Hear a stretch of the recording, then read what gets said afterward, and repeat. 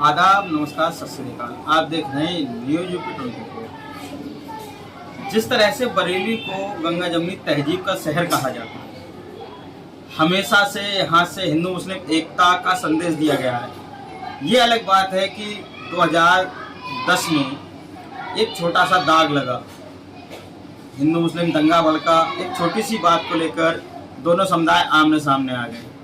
लेकिन उसके बाद अमन कमेटी ने जिस तरह से पूरे बरेली को हिंदू मुस्लिम एकता का प्रतीक बना दिया है, वो अपने आप में एक मिसाल है।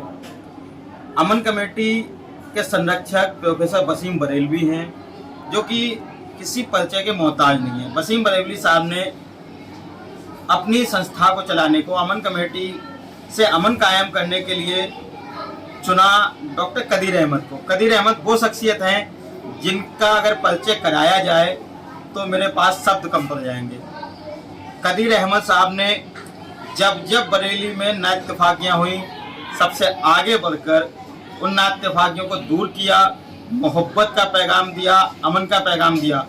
इस पूरे सिलसिले में एक बार ऐसा भी हुआ कि कदीर अहमद साहब जब दंगाइयों को, हिंदू मुस्लिम को समझाने के लिए गए तो हादसा हुआ और उनका पैर टूट गया। लेकिन फिर भी उन्होंने एक जिद ठान ली है कि मैं शहर में अमन कायम करके रहूँगा। तो मिलते हैं कदीर अहमद साहब से, एक ऐसी शख्सियत जो एक जिद ठान के बैठी हुई है कि कुछ भी हो बरेली में फिर से दंगा नहीं होने दूंगा। मिलते हैं कदीर अहमद साहब से, पूछते हैं कि आगे क्या वजह है कि आपने एक जिद ठान ली है, एक पूरा मिशन बना लिया है कि अमन ही कायम करना है। स्वागत है हमारे चैनल में आपका कदीर साहब। शुक्रिया साहब। जिस तरह से देखने में आता है कि बहुत से लोग समाज सेवा तो करते हैं, समाज सेवा की, और कभी कंबल बांटा, कभी कुछ किया, बहुत सी सेवाएं करते हैं। लेकिन आप ये सारे काम तो करते ही करते हैं, लेकिन जब भी कहीं भी नाइत्तेफाकियाँ होती हैं तब देखने को मिलता है कदीर अहमद साहब और उनकी पूरी टीम आगे नजर आती है। क्या वजह है? देखिए, बरेली शहर हमारा शहर है। बरेली शहर को गंगा जमुनी तहजीब का शहर कहा जाता है। यहाँ पंडित राधेश्याम कथावाचक भी हैं, तो आला हजरत साहब भी हैं। यहाँ अलखनाथ का मंदिर भी है, तो यहाँ सुन्नी जामा मस्जिद भी है। तो लोग यहाँ बड़े मिलजुल कर रहते हैं। लेकिन जब कोई सियासत, राजनीति होने लगती है तो हमारे बरेली शहर पर एक दाग लग जाया करता है। 2010 में ये दाग लगा, और दाग लगा बनखंडीनाथ मंदिर से आगे जगतपुर चौकी के पास, जहां झगड़ा हुआ, हिंदू मुसलमान आपस में भिड़ गए, काफ़ी दिन वहां कशीदगी रही। अमन कमेटी ने उसके बाद से 2011 से जिस जुलूस में पत्थर बरसे थे, वहां 2011 से लगातार फूल बरसाना शुरू किए, लोगों के दिलों को मिलाया। आज हमारी अमन कमेटी में 252 लोगों की टीम है, जिसमें हिंदू, मुसलमान, सिख, ईसाई तमाम लोग हैं। मैं, डॉक्टर कदीर, मनोज भारती की टीम, एक ऐसी टीमें हैं जो जिस जगह खड़ी हो जाती हैं तो वहाँ इंशाल्लाह अमन चैन कायम रहता है। हमारा मकसद लोगों को प्यार बांटना है। हम लोगों को समझाते हैं कि लड़ाई झगड़े में कुछ भी नहीं रखा है। आप अगर लड़ाई झगड़ा करोगे, शहर बदनाम होगा, हमारा शहर बहुत पीछे चला जाएगा। लोग जो व्यापारी हैं, जो उद्योग धंधे लगाने वाले लोग हैं, वो हमारे बरेली शहर में आना पसंद नहीं करेंगे। लोगों में तालीम की कमी है। आजकल लोगों में बर्दाश्त करने का मादा नहीं रहा है। जब कोई जुलूस निकलता है, हम ये देखते हैं कि जुलूस के आयोजक तो बुजुर्ग लोग हैं, लेकिन वो जुलूस से बीच में से गायब हो जाते हैं। फिर जुलूसों की कमान युवाओं पर रह जाती है।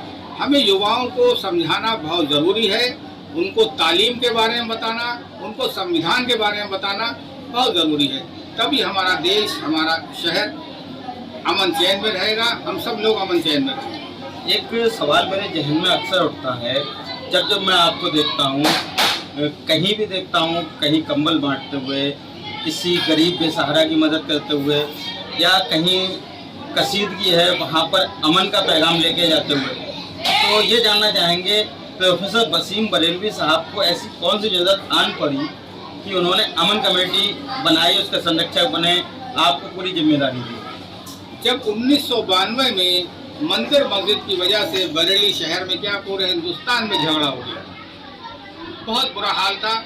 उस टाइम के जिलाधिकारी महोदय ने वसीम बरेलवी साहब को अपने पास बुलाया और कहा कि भाई बरेली शहर आपका है, आपको यहाँ अमन चैन कायम करना है। तब उनको पहली बार चीफ वार्डन सिविल डिफेंस बनाया गया, मैं deputy chief warden civil defence बना और वसीम साहब ने ठान लिया कि ये मेरा शहर है, बरेली शहर है, गंगा जमुनी तहजीब का शहर है। उन्होंने उसके बाद से बरेली शहर को बहुत बारीकी से देखना शुरू कर दिया। जब जब बरेली शहर में कर्फ्यू लगे, उस कर्फ्यू को ख़त्म कराने में प्रोफेसर वसीम बरेलवी का योगदान बहुत ज़्यादा है। एक दौर ऐसा आया कि 10 दिन लगातार, 12 दिन लगातार कर्फ्यू चला। वसीम बरेलवी साहब ने शहर के 70-71 अच्छे लोग इकट्ठे करे। हम लोग सीधे पहले बिशप हाउस गए, उसके बाद जिलाधिकारी महोदय के आवास पर आए और वसीम साहब ने डीएम साहब से कहा कि मैं एक शांति मार्च निकालना चाहता हूँ। डीएम साहब भी घबरा गए और एसएसपी साहब भी के साथ बस 71 लोग ही आपके साथ रहेंगे। उन्होंने कहा भाई मैं तो 71 लोगों को लेके चल रहा हूँ, बाकी लोग अगर आएंगे ये आपकी जिम्मेदारी है। लेकिन हमने देखा जिस वक्त वसीम बरेलवी साहब ने आंसू पोंछते हुए कि मेरा शहर इसको क्या हो गया है, वो फोटो भी अखबार में वायरल हुआ। वसीम साहब जब हम लोगों को लेके चले हैं तो कुतुबखाने होते हुए, आलमगीरीगंज होते हुए बारादरी तक जब हम पहुंचे, हजारों आदमी हमारे साथ था और क्विंटलों के हिसाब से फूलों की बारिश कर्फ्यू में हो गई। हैरत है कि लोगों के पास फूल कहाँ से आ गए। फूल तो एक अमन का पैगाम देता है, फूलों की खुशबू से ही तमाम चमन महकता है। अगले दिन जिलाधिकारी महोदय को कर्फ्यू खत्म करना शुरू कर दिया, उन्होंने कर्फ्यू उठा लिया। तो वसीम बरेलवी साहब एक ऐसी शख्सियत। अच्छा कदीर साहब, जिस तरह से आपकी टीम लगातार काम करती है, कई सारे काम हैं जिन्हें गिनाना मुश्किल है, तो आखिर आगे का क्या प्लान है अमन कमेटी का? आगे क्या करना चाहती है अमन कमेटी? देखिए, अब हम एक काम ये शुरू कर रहे हैं कि हम हिंदू एरियो की औरतों को और मुस्लिम एरिया की औरतों को आपस में लाकर उनकी महीने में एक मीटिंग कराना जगह जगह चाहते हैं। एक छोटा सा पिकनिक स्पॉट बनाना चाहते हैं कि हिंदू मुसलमान औरतें महिलाएं आके आपस में बैठकर बात करें। क्योंकि ये कहा गया है कि अगर एक औरत या एक लड़की पढ़ी लिखी होगी, अच्छी सोच की होगी, तो वो 10 पीढ़ियों को संभाल सकती है। इसी तरह ये अपने मोहल्ले के 10-10 मोहल्लों को संभाल सकती हैं। तो हमारा प्लान है औरतों को जागरूक करना, महिलाओं को जागरूक करना, जो बेसहारा हैं औरतें उनकी मदद करना, ये हमारा मकसद है। हम लोग तालीम के लिए बराबर काम कर रहे हैं। मेरे 3 जीनत कॉन्वेंट स्कूल चल रहे हैं, लगभग वहाँ 2500 बच्चा है। हम उन सब बच्चों को हर साल बुक्स फ्री देते हैं, स्कूल बैग फ्री देते हैं, tie bag, tie card free देते हैं। हम चाहते हैं कि जब हमारा समाज, हमारी सोसाइटी पढ़ी लिखी होगी तो जो बच्चा पढ़ लिख जाएगा उसमें सोचने समझने की ताकत आएगी। वो ये कहेगा कि भाई हमें जो है अपने शहर को अच्छा रखना है। तो हमें युवाओं को आगे लाना है, उनसे जो है वो हिंदू मुस्लिम एकता का काम कराना है। कदीर अहमद साहब, अमन कमेटी की तरफ से हमारे चैनल न्यूज़ 24 की तरफ से क्या संदेश देना चाहेंगे जनता को? भाई मैं आपके चैनल के माध्यम से लोगों को कहना चाहूँगा कि ये प्रेस और मीडिया के लोग बहुत मेहनत करते हैं। हर शहर में हर जगह जाकर लोगों को से बात करते हैं, लोगों की भावनाओं को पूछते हैं, जो परेशान आ रहे हैं उनकी परेशानियों को पूछते हैं। तो मैं पहले तो आपके चैनल को बधाई देना चाहूँगा, मुबारकबाद देना चाहूँगा कि जिस तरह आप लोग काम कर रहे हो।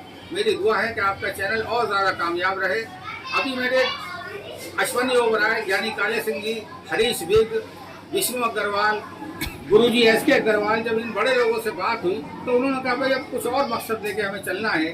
अमन चैन के साथ साथ आपसी भाईचारा और आगे बढ़ता रहे, इसके लिए भी काम करना है। तो ये थे कदीर अहमद साहब जो प्रोफेसर वसीम बरेलवी की मुहिम को आगे बढ़ा रहे हैं।